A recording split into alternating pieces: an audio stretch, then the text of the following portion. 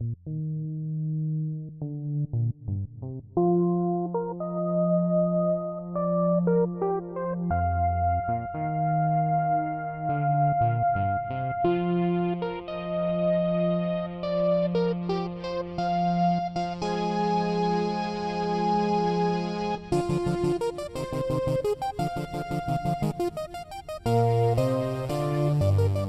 did like Zach's never seen Star Trek before. I have pretty moderate Star Trek experience, and Ryan is pretty thoroughly a Star Trek nerd, wouldn't you say? Oh yeah, Star Trek's pretty Definitely. fun. I was really interested in hearing because it's a tough episode. Like it is not good. Good. No, Like, it's not good. yeah. I think that the thing that we were most interested in hearing about, or the thing that we thought would be like make a successful or something interesting to listen to, would be the fact that you and me are so knowledgeable in Star Trek, but Zach literally is even like unaware of even some of the tropiest, most well-known Star Trek stuff. Like, Yeah, I do think you that want to run down on what I know about Star Trek? I would love a rundown on what you know about Star Trek prior I've to. seen Charlie X Oh right, yep. and that first movie, the first new movie. Okay, so you've seen the Star Trek movie, the J.J. Abrams original Star Trek movie, and you saw one of the silliest episodes of Star Trek: The Original Series, the one where an adolescent boy does chin down, eyes up, and like, oh my god, that episode! Have you seen that episode, Ryan? No, I haven't. That episode, like, the original series is very campy, and yeah, I remember It one really time. is. It's funny. I think we're gonna see a lot of. It's one of the interesting things about season 1 of TNG is that season 1, like, the Next Generation becomes its own show, and then the other shows kind of like borrow from like what TNG kind of like cemented. But in season 1 of the Next Generation, it feels very. There are a couple episodes that just feel like the original series episodes. You know what I mean? Like, I mean, we were talking. I mean, we won't go into specifics about episodes after Encounter at Farpoint, but like Skin of Evil and like very other episodes in season 1 feel to me like creature episodes of like the original series, where it's like they beam down to a planet, there's a monster, there's something weird happens on an alien planet, and everything's made out of foam and styrofoam. Wow. And It's a thing. yeah, and then they just like it's funny. It's just funny how the thing that I noticed the most watching Encounter at Farpoint was just how much the original series was really a shadow. The Next Generation wasn't its own thing yet. It still felt very much like a product of the original series, to the point that like we even had DeForest Kelley show up. Like they had to put like you needed at least one original series actor to make a cameo appearance in this episode. Like there's that moment where like Bones McCoy just shows up as an old man, and it's like, what? I'm sorry, who? McCoy from the original series showed up. He was the old man. Yeah, the super old guy who's talking to Data and like. Data. Oh, that's who that was? I had notes about him. Yeah, that was DeForest Kelley. He was the Doctor in the original series. Yeah, I saw him in like the glitter vest and the bell bottoms, and I was like, that must be old Captain Kirk, and like he's telling them how great the Enterprise is. It was something. It was his baby. I have notes on man. this. So, what were your notes on the DeForest Kelley cameo in Encounter at Farpoint? Is that the actor name or the character? DeForest Kelley is the actor. It was Bones McCoy, and you were saying that you mistook him for Kirk. You thought he was supposed to be Captain Kirk. I thought he was Captain Kirk because they needed I feel like the show could take place any number of years after the original Star Trek, so like they need a different dude. Like obviously, Priceline William Shatner isn't that old. They'd have to cast a different dude. So that's what I thought they did. I just thought it was interesting how they kind of did they just had to do that shoehorn of that character in there. Like they absolutely had to have that original series character in. Yeah. I wouldn't call it a shoehorn because I didn't know it was him. Who do you think? Yeah. Seemed pretty subtle to me. Who do you think insisted on that? Do you think that was like someone at Paramount said like we're not going to do Star Trek unless like it has that send off, or do you think that like Roddenberry, like do you think? Nah, man, that was Bill Wheaton. No, I definitely think that's Paramount. You think it was probably Yeah, Paramount? because I you remember like Star Trek ended on a sour note, and like the new series wasn't a success right off the bat. Like they kind of had a like it was that first and second season really built on a like on its own merits, but when it started out, it wasn't received very well, and for good reason, because Right. it's not that great of a show to when you. This is the one we're watching right now? I think Yeah. Encounter at Farpoint. I think that what we Yeah, can all I agree. agree. Well, I think what we can all agree is that Encounter at Farpoint is not a good episode. Is not a traditional good episode of television. It took me 8 days to watch it. It took you 8 days to watch it. Now, what's interesting to me, I mean, I would like to hear what Ryan thinks of this. To me, I mean, I watch Encounter at Farpoint, and I know it's not a good episode, and there are so many things about Season 1 TNG that just feel very off to me. But, nevertheless, I have such a strong love for TNG. It's hard for me to completely hate Encounter at Farpoint. Like, I can't... Like, when I hear Zach say things about how bad the episode was, it actually makes me recoil a little bit, because I'm just like, oh, what is Star Trek? It's you say this is my thing. This is my you like. What do you mean? Like you it's just it's so personal. Like because Star Sorry Trek about is it, like such a bro. that's I forgive you entirely, but it's just like it's a silly thing that part of me it still gives me like nostalgia, and I still just like the characters are so familiar, and it's very difficult to think. It's Star Trek is such old hat to me that it's even difficult to fathom what it was like to not know these characters. Almost. Yeah, well, it's like I could watch the bad episodes of Star Trek like over and over again. Like even though Encounter Farpoint is awful, and like I heard some of Zach's like because you saw some of the things that he's noted, and it's like yeah You didn't share my notes? yeah Not in their entire like. No, I well, only like saw like maybe a one or couple two. lines, but like one or two, like you know how Data is awful in that episode, Yeah. and it's So- like Okay, yes, Hear me out. I like the idea of data. I don't like the idea that every time they need to like make a point about the nature of humanity and like how complex it is, they let Data be human for a second, and then like they forget about it the second any progress that's made with the character in terms of humanizing him is lost the second they need to remind you that he's a robot. that's a very well. I mean, it's a season 1 thing.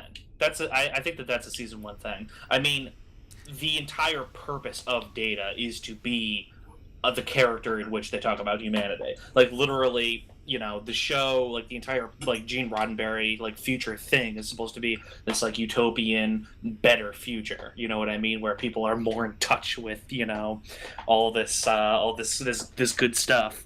And they use Data as like this as a frame to say like like this is why humanity like it's interesting to use a character that isn't human to talk about like what humanity is supposed to be. Yeah, but it seems like they forget that half the time Right. they're writing him.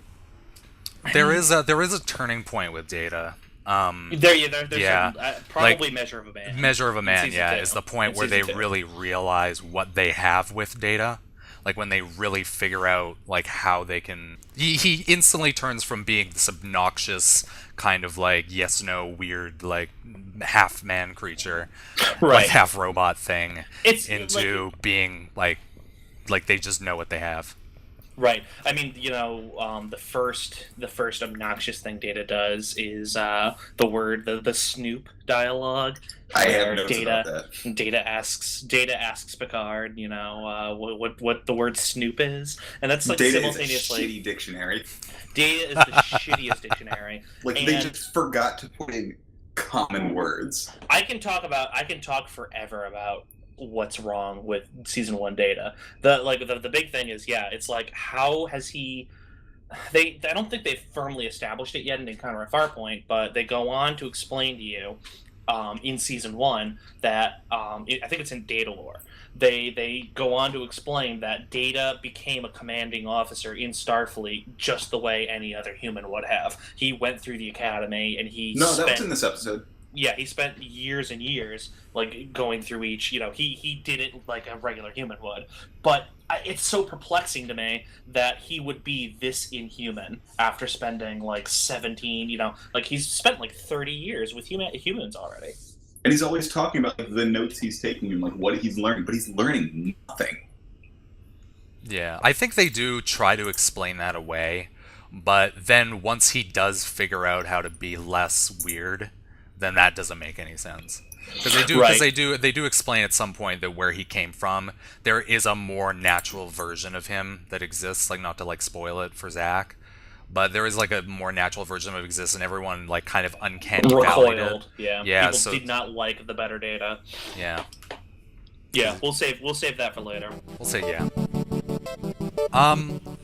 So we've been talking about this for a while, but I think we should quickly go over the plot for those who haven't seen Encounter at Farpoint in a really long time. Right. Okay. So, I mean, it's interesting that, unlike the original series, this actually is the cast together for the first time. This is an origin episode. It doesn't start like medias res. Like, we actually, like Riker and Picard haven't met yet. Most of the Enterprise starts with a skeleton crew, and then eventually, like, the Doctor is introduced and Riker is introduced. So, like, it really is, like, this version of the Enterprise's first mission. Yeah. So, it's literally like stands for like character introduction. They encounter Q, for the first time. Oh, good. Yep. Oh, good. Wait. Zach, how do you feel about Q? I cannot stand Q in any capacity. Every time he was on the screen, I was like, wow, this must be ending soon. Yeah. What do you think about what do you think about Q, Ryan? How do you? I want to hear what you think first. Q is interesting because he is really obnoxious towards humanity at the beginning, and that sticks through most of TNG, because Q comes back repeatedly throughout the series all the way up until the end of Voyager, and it's like through that's him learning to love humanity, I think. And like the more he likes humanity, the more the viewers like him back. I have a great anecdote that somebody shared with me that I want to use about Q, or that I want to do to talk about Q. That might explain how obnoxious Q is. Like, he's too. First off, he's just like too hammy a character. It's too much to have him blipping around, changing into different costumes, and Q's pretty representative of the bad things about early Star Trek, or early TNG at least, in that like the costume, like he has like these flamboyant costumes, and the costume design wasn't very good in TNG to begin with. So like there's that like weighed down on the character, and just he's so silly and out, like he's just like such an out there character, let alone the fact that he is an omnipotent god creature. You know what I mean? Like that's just like Do you have something against omnipotent gods? I mean, you generally, the better science fiction tends to shy away from those kind of things. But TNG had a whole lot of god beings. Correct me if I'm wrong, but or like maybe you agree with me, maybe you don't. But it's like the original series is one thing, and then TNG, Voyager, and Deep Space Nine to me are all just like umbrellaed into like. I think of those three series as just Star Trek. Like that's just the anchor to me. Yeah. So like when I say TNG, I'm actually kind of thinking like TNG, Voyager, Deep Space Nine. Okay, so Q shows up. We've met some of the main characters. Q shows up, freezes someone. Troy runs over and yells, "He's frozen!" Data call medics. He's frozen. Oh, God. Which is my favorite line of the entire series. The freeze effect. The freeze effect.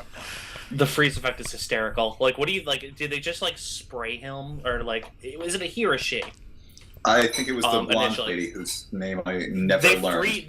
They also freeze her. They freeze. Like, this is the greatest thing, is that Q freezes two people this episode, and it's like neither time does it really make a whole lot of sense for Q to be freezing someone. Like, it's just like, I'm a god child, and like, I'll freeze you. Like, if you don't do what I say, I'll freeze you. Freeze your dead homie. He could do, freeze your dead homie. He could do like any number of things, but they didn't have enough special effects at the time. It's like it's like a limitation of season 1 Star Trek is that like he's a god character, but his powers are reduced to like, if you don't do what I say, I'm going to freeze you. Like, I'm going to cover you. I'm going to cover you in fire extinguisher.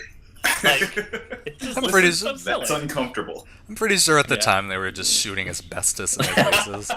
Yeah, what we actually don't know is that 1988 was still a dangerous time. Denise Crosby leaves the show because she's asbestos poisoning. Oh God. All right. Well, yeah, there's definitely that. The anecdote I wanted to share was my roommate Sean told me his father loved Star Trek. His father like loved Star Trek, and because of that, he has memories as young as like 3-4 years old of Star Trek being played in the house. And he, as a child, wasn't the character that I had told him that the Borg Queen scared me as a kid, and he told me, interestingly, Q scared him as a child. He had nightmares about Q. Really? And I was like, really? Q? Like, why would Q scare you? And he said that what he said was that he was such a young kid. He was like so young, and just the idea that this character was blipping, like teleporting around and wearing funny costumes, and everybody was frowning and everybody was angry and upset when Q came around. It was just like Q was the embodiment of just like be like evil. He was just like, it was like, oh god, like he's doing things and everybody's frowning and is sad, and it just made him like anxious and like scared. And that image of just like a 2-year-old crying at Q is just so like incredibly amusing to me. Oh gosh. Like Q, of all things. Can we all agree that if they remade Star Trek tomorrow, Will Arnett would be a perfect casting for Q? Illusion Picard. Illusions Picard. I can imagine just like Q like driving around on the Segway, or just like doves coming out of his Starfleet uniform. Would be perfect, absolutely perfect. So, are you thumbs up Q or thumbs down Q, Ryan? Thumbs oh god. Or well, is it? You can't, like, at this point, his episodes are bad episodes, like, in TNG. Like, I think every one of them, except for maybe, like, the later season ones, are just bad episodes. Right. Because he introduces weird ideas, and you can tell that they're trying to do that, that's kind of Star Trek morality play. That Gene Roddenberry really likes, and they're really trying to push those ideals, but his ideals don't make any sense. Like in the beginning, like especially this episode where what's he doing? Why is he? Why is he doing this? It dude, people are really bad. You have to show exactly why Picard is actually Professor X. Right.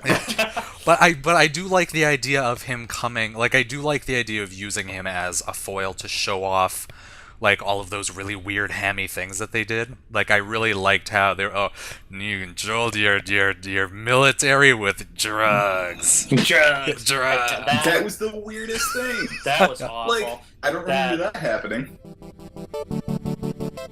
All right, I'm super interested in hearing some of Zach's notes. Me too. What was the? Oh man, I took more than a full page of notes. Okay. Oh, my first one is the ever clever. The Enterprise looks like a pizza cutter. Yup. Was that like based on like the original show, like having limited model budgets? They actually, this is pretty interesting, but the science in Star Trek is actually applauded for being pretty damn good, like pretty damn accurate, if I understand correctly. Right. Right, like pizza cutters move specifically better than other shapes in zero gravity situations. Well, the thing is you don't have the shape of the ship doesn't matter because you're in space and there's no friction. So why? But so the ship is based around the things that is required for it to move. So right. So the warp nacelles, like the two engines, are kind of like removed from the rest of the ship because the warp core is the strut and then the nacelles. What exactly like? So Ryan is a little more knowledgeable. From what I understand, the you got like in the center part of the ship, like the strut that connects the saucer from the back. And I could be wrong about this. For anyone listening, send in a correction. I'll put an email somewhere. But there's the main strut that connects the saucer from the bottom part of the ship. It has your warp core, and that's a very long tubous structure, and that long tubous structure has your antimatter reaction, which creates a lot of energy to run the warp nacelles, and the nacelles have to be far away from places where people live because they're dangerous. The general gist of it. And then the saucer is just shaped like that because there are things around the edge of the saucer, like the phasers charge around the edge of the saucer. And also the saucer has a good shape for, storing lots of people. Like, because people live in the saucer. So... How many floors is the saucer? A lot. The saucer's like 12 floors, I think. But there's something like 40 decks, I think, on the ship. Alright, so can your signs back up why the bridge looks like a bowling alley? Dude, you can't have drinks by the computer. You have to keep them behind the wall. The bridge design really is interesting. I mean, it's partially it's not that far off from other fiction, you know what I mean? Like, is it that different than like the Avengers, or like the helicarrier and the Avengers? Like, yes, it's the step down in the giant like faux leather seats that make it look like a bowling alley. Oh, well, yeah, I mean, I think a lot of that just has to do with the fact that it's 1987. Yeah. The thing about the bridge is the bridge isn't necessarily designed as the bridge of, like, a warship or something. Like, that bridge is also, like, look at our inviting space when we're talking on the view screen with a new... Like, it's an exploration ship, first and foremost. Exactly, yeah, that's true. Like, they open up computer communications. You, like, remember, when he's talking at the Farpoint station... they show the entire bridge, so it's probably pretty important to have like Picard and like the captain in front and kind of like that presentation, like theater quality. Like I guess I'm just telling you, I've been to a lot of bowling alleys. The big thing that I always laugh about is how they can manage to like get anywhere in the computer by pushing 3 buttons. Well, I mean that's like quality user interfacing. Like that's the future. Yeah, but there'll be moments where like I can't think of any examples in Encounter and Farpoint, but they'll just consistently just like any terminal, they'll just push 3 buttons and just they'll have like Beethoven like. Just the most asinine, strange things can like show up on those computer terminals, and I almost wonder like if the terminals are that functional, that like ultra functional, then why do you have these formal stations in the first place? Like, why do you have like science in the back and like gotta make it look good. Security up there? And we never do get a good look at like we see someone doing a specific task, but we never see what the day-to-day purpose of the terminal is. So, right. So I don't know. Suspension of disbelief, I think, probably is a... I think it's also a suspension of disbelief thing. It is interesting that there are no fucking monitors. Like, all the monitors always just have, like, space stuff on them.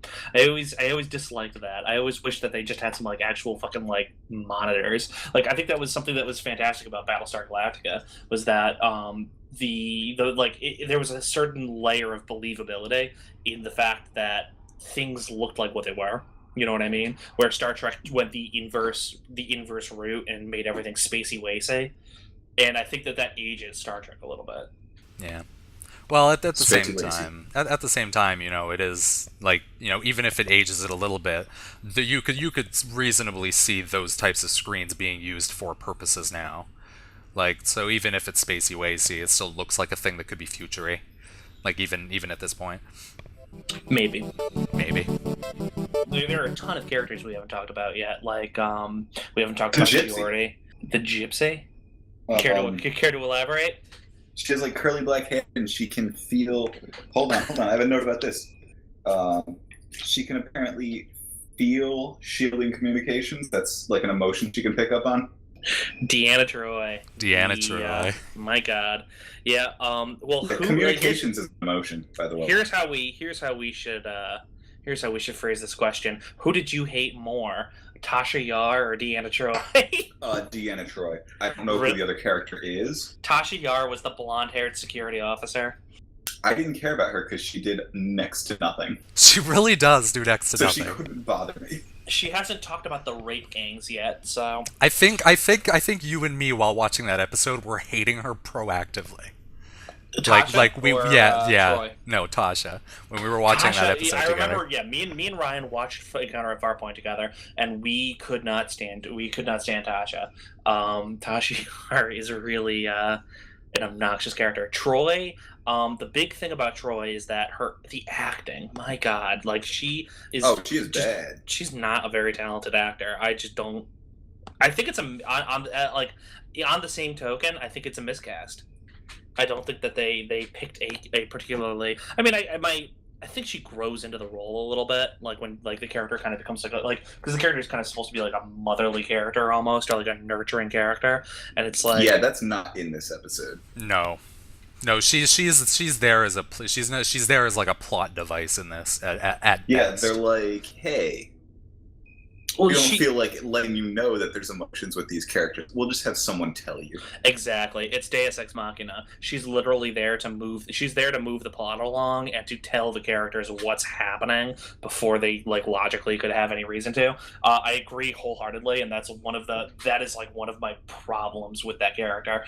I think that one of the unfortunate things about TNG is that most of the female cast rubs off as very obnoxious to me. I don't have a whole lot of love for Tasha, Beverly Crusher, or Troi. I just don't think they're very strong characters. Although the show does do a fairly it's not like the show is super bad at female characters, because there's nothing wrong and we haven't seen it yet, but there's nothing wrong with Guinan, for instance. It's very easy to like Guinan. No, yeah, Guinan is an evolution on the Troi character. Almost. Oh yeah, definitely. And I feel Whoopi Goldberg is a better actress. Well, let's Whoopi Goldberg is a secondary cast member of TNJ. How long do I have to wait for Whoopi Goldberg? When does Guinan show up? Second season, I think. I think she shows up with season. Pulaski. I might be wrong. It might be third season. Oh yeah, I'm almost positive. I think you're right. I think she does show up. It must be season 2. Yeah. Yeah, Guinan. Kyle Trenholm has a action figure of Guinan.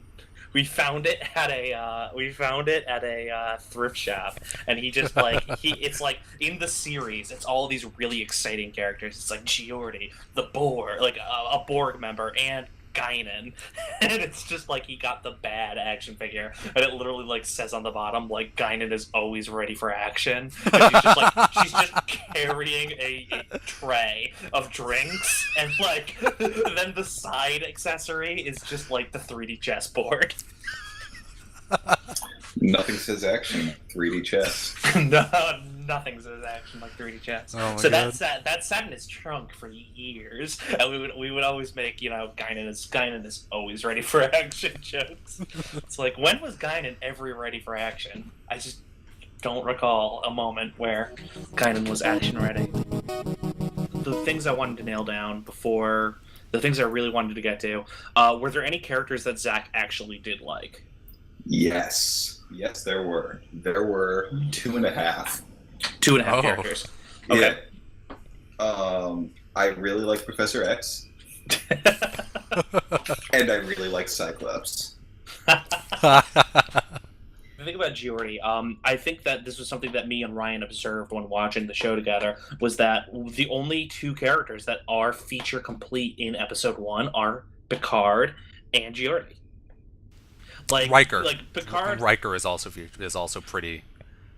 Oh, good. He was so likable. But he doesn't have that. He doesn't have that luxurious beard yet. He doesn't have the. Oh, good. But if you pay attention to Riker, he is early Riker is the same as there's no difference between their characters. You're right. The only difference is that beard. I would love to talk about Riker, because the thing. Let's finish talking. Let's shelf Riker for a minute, and let's talk. Let's finish our thought on Picard and Geordi, because that leads into like why did Zach like Geordi and why did Zach like Picard? Because I think that it's really interesting that those are the two characters he picked, and we agree that like, would you say that Picard and Geordi are pretty feature complete in the first episode? Geordi definitely. Geordi is pretty just perfect. Like first episode and last episode, he is just as likable. Picard not so much though. Okay, here's the thing. Because it took me 8 days to watch this first episode, I really liked Picard in the first half, which I watched all in one sitting. Yep. And by the end, it felt like they were backtracking on his character features. And like it felt like they had him down and then just decided, you know what, we need somewhere to build up from this character. And instead of rewriting the first half of the script, they were like, we'll just change it. Nobody will notice. There's a lot of Because it's inconsistency like that in the show, but yeah, it was really weird how inconsistent his character was. It was like sometimes Professor X was on. He was defending humanity despite their evil past.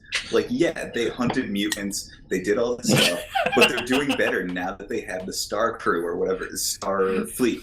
And then after that, it's like, engage the weapons. We're going to kill these people. When does he engage weapons on people? At Actively. the end, when like right when Q shows up, he's like, engage weapons, and Q's like, why would you do that? And it's like, you're right, Cube. yeah, but no, that's actually exactly what I was going to say. Picard is more aggressive in this episode than he is in any other episode of Star Trek except for the movies. He's not good with children. That is another thing I really wanted to talk about, because I find it absurd that they had to just like have this scene where Picard straight up tells Riker, and by the way, I don't like children. Like, you couldn't naturally put that into the episode. Like, you had to have like a dialogue to key that Character in. work is hard.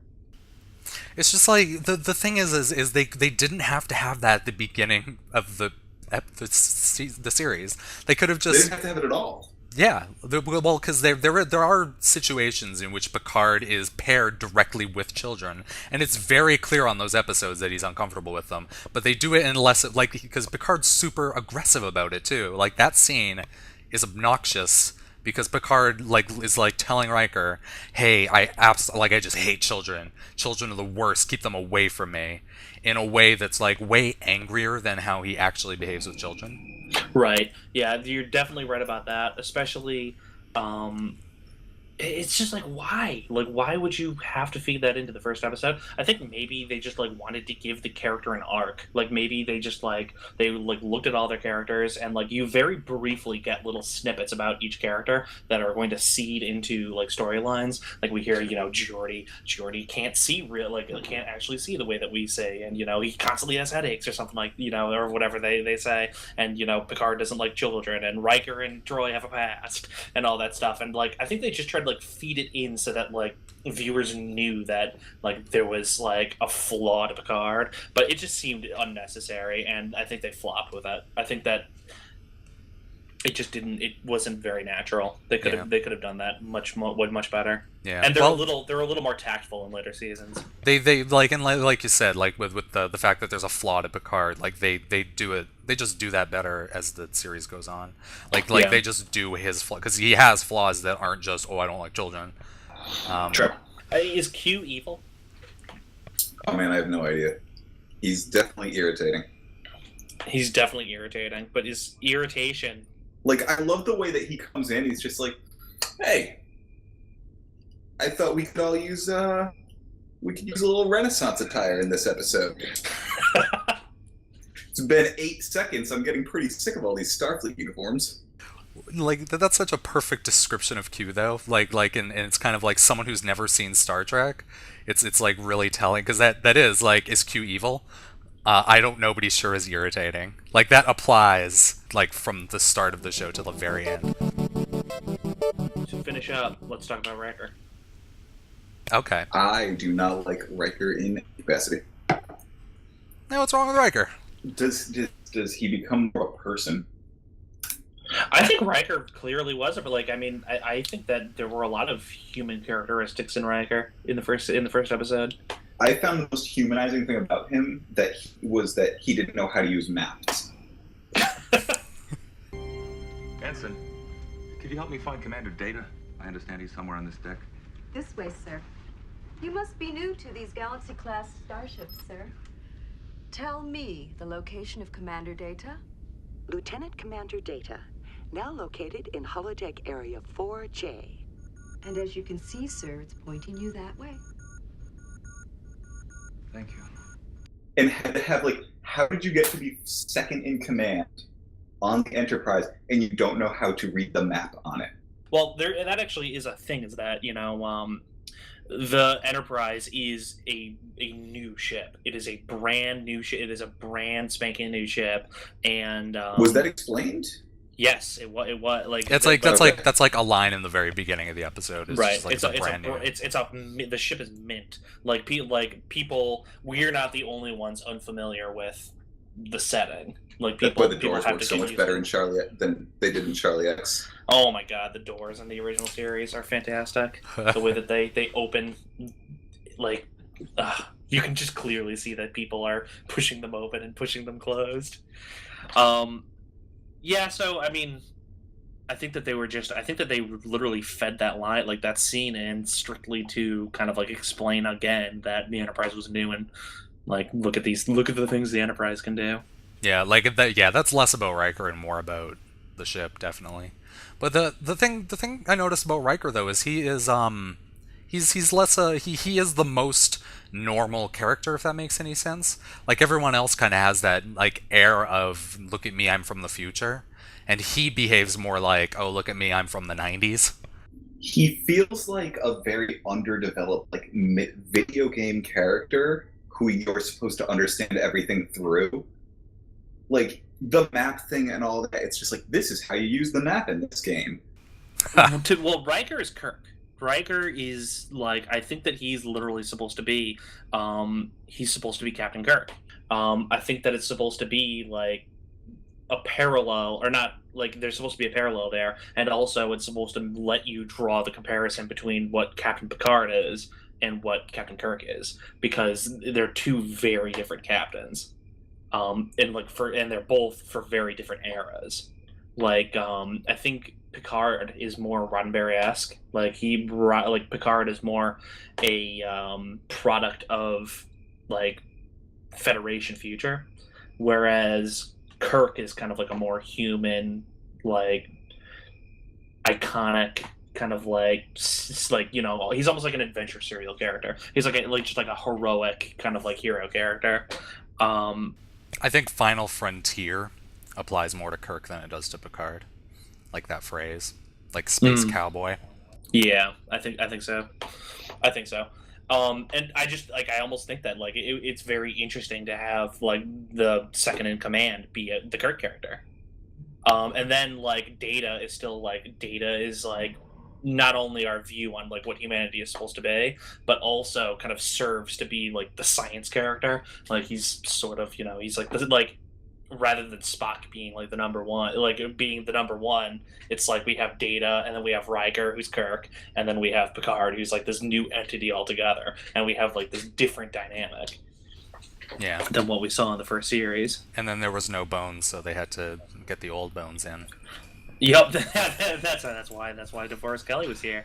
But it's funny that you say that Riker was a very 90s-ish character, because to me that is because he's really not a 90s character, he's a 60s character. Yeah, he's a 60s character, and it's Crusher who's the 90s character. Yeah, just the fact that the Doctor.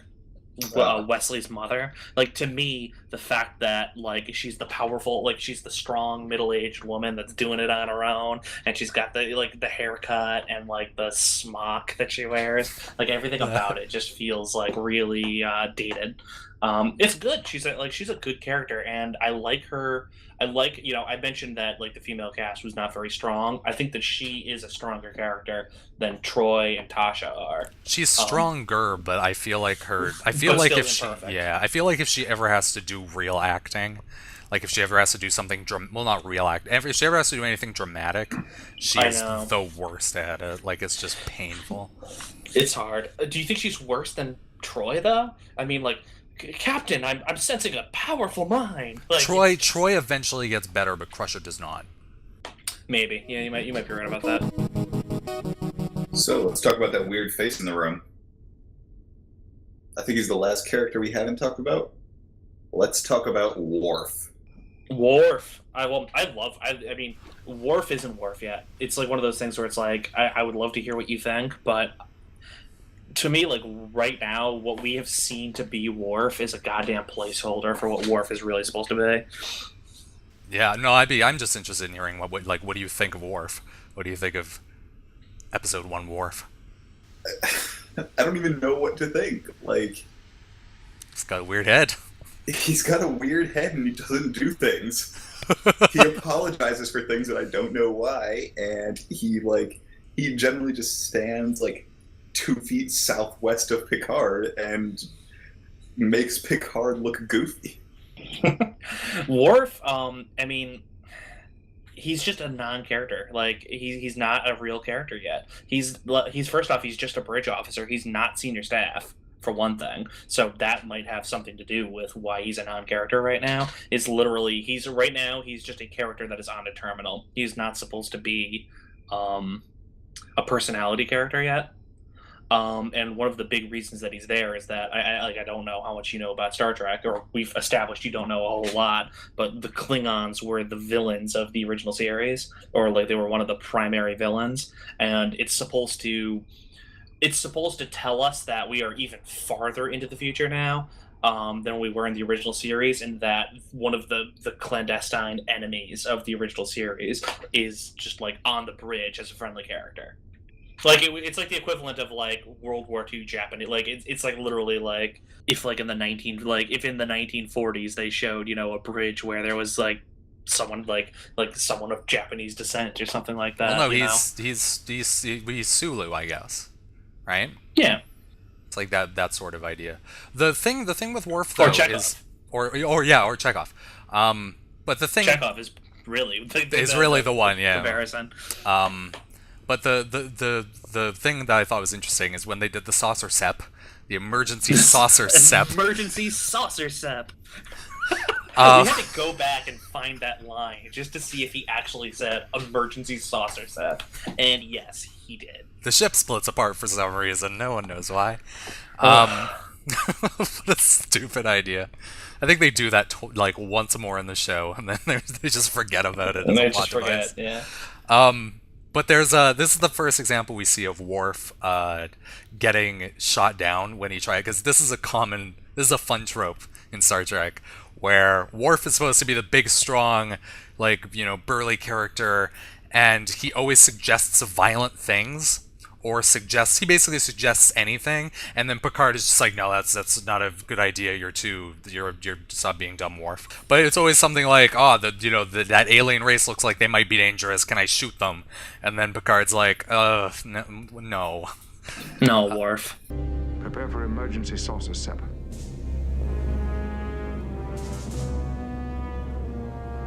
You will command the saucer section, Lieutenant. I'm a Klingon, sir. For me to seek escape when my captain goes into battle. You are a Starfleet officer, Lieutenant.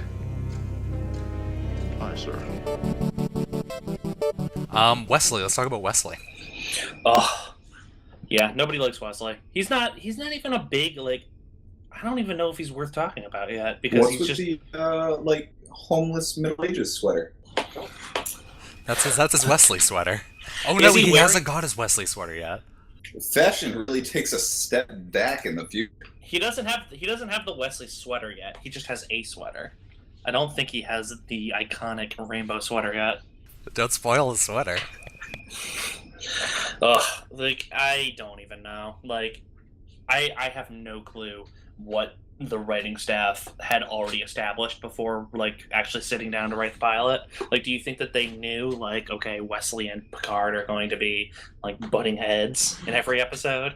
Or do you think that came later? I think that might have come later. I think all that they knew is that they wanted a child prodigy. It's just awful. It's so awful. Yeah, Wesley is like we will talk a lot more about Wesley in the future.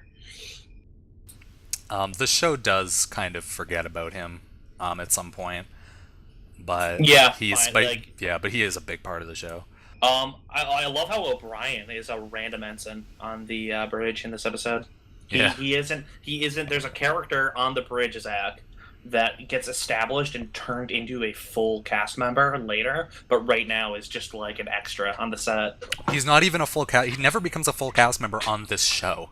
He becomes a named like he's a lieutenant, right? In No, I don't think he is, because he's not a commissioned officer. He's always right been now. chief. Yeah, right. Well, okay, yeah. Well, Right now he's ensign right or now whatever. he's just right now he's just a bridge op. Like right now he's just like an ensign on the bridge, and then he eventually like becomes an actual character, and then he gets spun off into Deep Space Nine. But it's hysterical to just see him just like in a non-speaking role in the background of the pilot.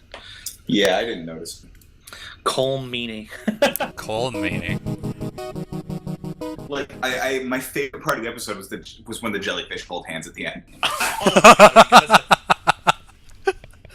I think it's extremely interesting that in the world of Star Trek, you're either in the Starfleet or you literally dress in rags and live in like mud huts. Yep, I remember. We've discussed that before, and a lot of that just has to do with the fact that this is an alien planet. This is the first alien planet we've seen. This is not characteristic of every planet that we go on to say. They are not establishing something that continues to go on. It's supposed like the whole thing is I don't supposed know, to be man. I saw Wesley's sweater, and he's like he lived in the starship. What he looks like he came from the Matrix. Like Yeah, like what's the deal with that? It's either like you're either in like one of the most powerful military like complexes in the universe, or like they leave you to rot. Like they are not helping out people that aren't with them. Well, those aren't humans. For one thing, those were humanoids, but those were not Federation. Yeah, No, don't be but- but- racist. Just because you're Jeez. not human doesn't mean you have to wear rags. No, of course, that's herder. But I mean, but the whole concept being that they are not that like those were not humans. They were not a part of or they were not a Federation race. So that's just like a planet that stumbled exactly what upon I'm jellyfish saying, monsters. Like the Starfleet is not helping out people that like they're not going above and beyond helping themselves here. They're not like, hey, you guys look like you're in pretty poor shape. Have a shirt.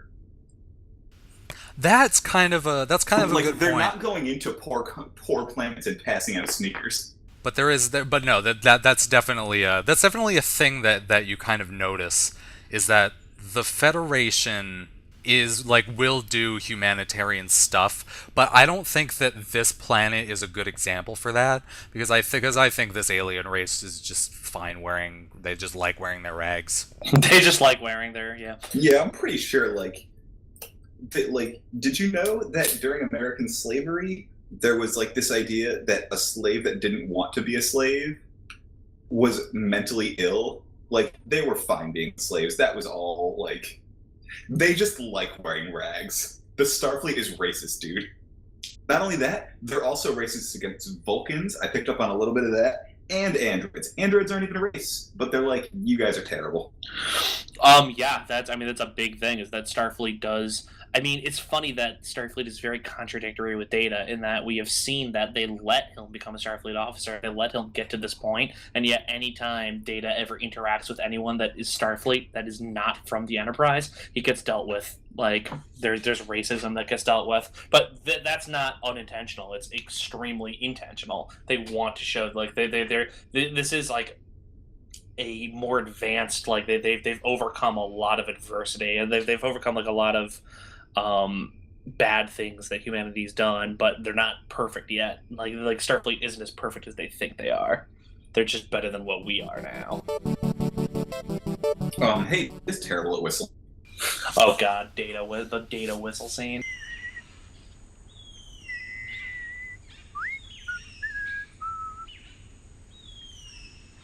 Marvelous. How easily humans do that. Yeah, that was something. That's just more of bad Data. Yeah, like it's weird because like every once in a while when he was doing that, that's the very specific thing where Data slips out of his like acting correctly. The other thing I have here is that at the end, they command them to finish completion on the Starfleet station on that whatever planet it was. I don't have notes on names. Nouns are not the thing I wrote down. That's fine. Don't worry about it. But like they finished the completion on the Starfleet station that they were only able to build in the first place because they had that weird jellyfish monster like caught up, and then they freed the jellyfish monster, and they were like, well, they finished it and everything's great there, even though they took away their source of everything. Right. Well, did they ever say that they were actually going to? I don't think that they ever accepted them into the Federation or anything like that. Captain's log, stardate 41174.2. The agreement for the rebuilding of Farpoint Station has been completed per my instructions. The point is, how did they finish building that station when the source of their resource flew away into space holding hands with its jelly mate? It's jelly mate. I Like, love it. They just if you were building, like, if they were a planet that was like iron ore and all they did was mine iron, but they just like at the end they were like, hey, finish building this, and then threw all the iron off into space. They were like, you don't have any tools or stuff left to build it, but they did. That's it. Well, this is really typical of the early Star Trek plots, where they want you to pay closer attention to the plight of the jellyfish rather than. Well, they should have shown me the jellyfish earlier. Well, yeah, they solved Q's riddle and everything else. They solved Q's riddle and everything else is pointless. At its core, this episode is about a terrible, maybe not terrible, but it's about like a morality play. Yeah, it's a morality plot. About these space jellyfish. How do we feel about that plot? It falls short. It really falls short in a whole lot of ways because, like, why does Q? It's just very ambiguous what Q's actually trying to do. The game he's playing is more like, let's test the Enterprise's snooping skills. I think the play here is these space things can create stations that are valuable enough for the Federation to send its flagship to a planet out in the middle of nowhere. It's like if you come across this creature that is so useful to you, will you use it, or will you set it free to hold hands with its mushroom? With its jellyfish friend. Yeah, you're right. Well, see, but wouldn't it be fantastic if they actually summed that up in a scene rather than it just kind of being ambiguous? Because the problem is that, like, once we get the climax of the episode isn't It's jellyfish holding hands. No, that's the resolution. The climax of the episode is Picard uncovering like what the jellyfish is. It's not him making a moralistic choice on what to do with the jellyfish. And that's kind of like what Star Trek ends up being. You know, start like with the like pot of gold at the end of every episode is the aha moment where we find out that things aren't what they seemed to be, and that's kind of like a TNG thing. And it works well in some episodes, but in this one it just kind of falls flat because Things seem to be not that great. It's just like jellyfish. In the end, jellyfish. No one suspects Q to be disguised as the Spanish Inquisition.